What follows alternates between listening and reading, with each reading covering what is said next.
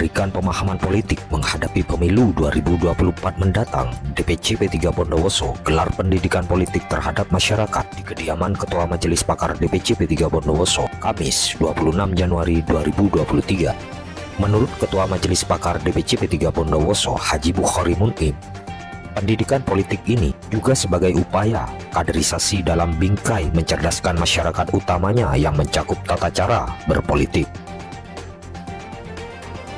Bahwa politik ini sebetulnya ada di kehidupan kita sehari-hari, terutama di masyarakat, sehingga mereka mengetahui bahwa masyarakat punya peran penting dalam mengawal jalannya pembangunan, sebab mereka juga punya hak mendapatkan fasilitas dari pemerintahan, terutama pemerintahan Kabupaten Bondowoso, sehingga dipandang perlu saya mengadakan pendidikan politik khusus kepada struktur sama PAC dan ranting, biar mereka tahu bahwa peran pentingnya tentang politik. Tentu saya sebagai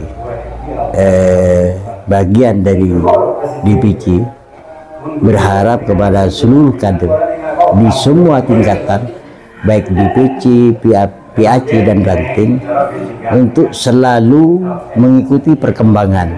Apalagi kita P3 ini mengawal pemerintahan Kesalua sebagai bupati, yang insya Allah tahun 2003 ini sekitar bulan September sudah berakhir, sehingga P3 harus proaktif, termasuk kader-kader ke bawah, mengawal jalannya pembangunan.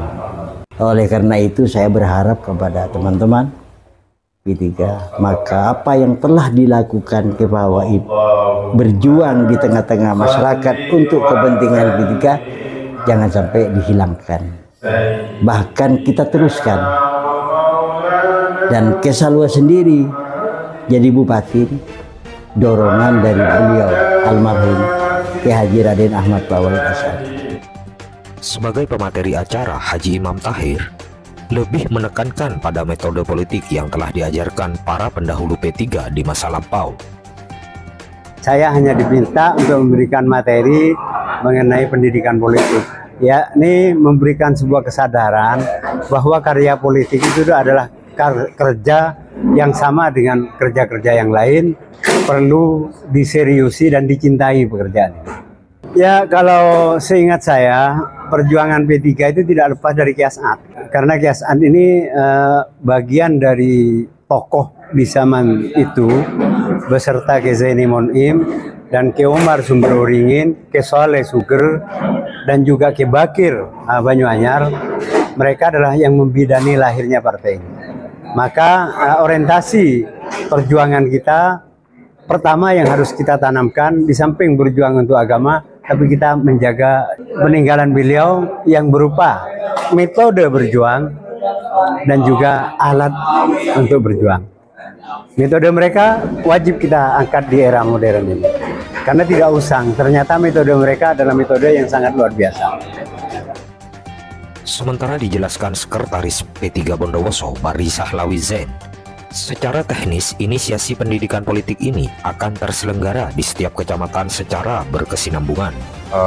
Pendidikan politik ini harapannya bagaimana ada output, mereka siap dan percaya diri dan bisa mengkanter isu-isu, baik isu nasional maupun isu lokal yang kurang kompatibel dengan apa yang menjadi visi misi P3 sendiri.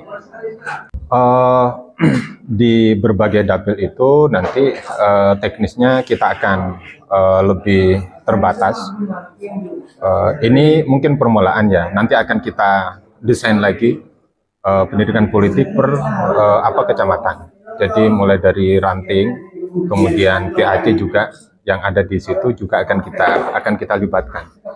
Jadi betul-betul ini sebagai ajang kaderisasi. Dari wilayah Sekar Putih, Kabupaten Bondowoso, Hadad Mujiono, BSTV memberitakan.